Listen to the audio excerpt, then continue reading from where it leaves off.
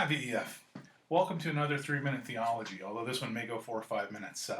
Today we're going to talk about Holy Communion. It's Maundy Thursday, and Maundy Thursday is the day when we reflect on and celebrate what Christ did in his institution of the sacrament at the Last Supper. Of course, we think of the Last Supper. Obviously, this Da Vinci painting comes to mind. And if we read the text, I'm not going to read it in its entirety, but we begin in the text here with the festival of unleavened bread and the disciples making plans and arranging for a room. And then Jesus tells the 12 while they're eating, "One of you will betray me." And they begin to talk about that. You don't mean me, Lord. Surely you don't mean me. And Jesus replied, "The one who dipped his hand into the bowl with me will betray me. The Son of Man will go as it is written about him, but woe to that man who betrays the Son of Man. It would be better for him if he'd never been born."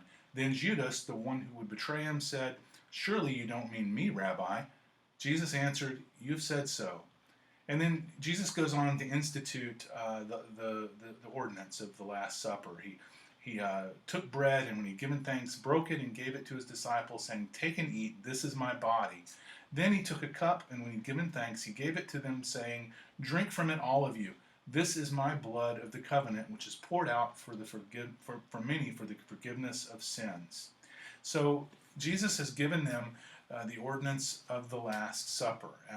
The Last Supper, or the communion, Holy Communion service that we celebrate, is called many different things.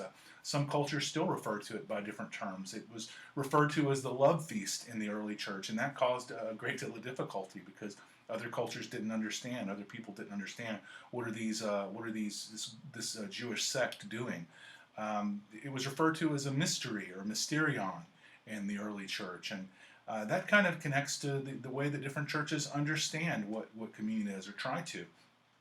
For example, in the Catholic Church, the Latin Church, they have a belief of transubstantiation, where the sacraments, the wine and the bread, literally become the blood, the body, the blood and the body, or the flesh and the blood of Jesus Christ. And in the Lutheran Church, what we hold to here is consubstantiation. That is, that the presence of Christ is found in the sacrament, that he is literally present.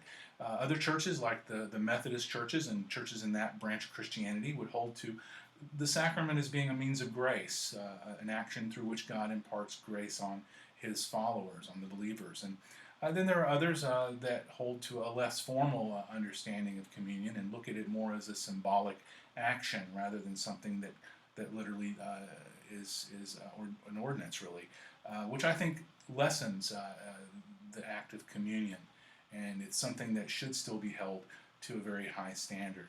So what is God doing in that communion time? I think it's a mystery, but I do think it's a marvel as well. It's something that I enjoy celebrating, and I think is very important in the life of the church. Until next time, this has been 3-Minute Theology. Thanks, and God bless.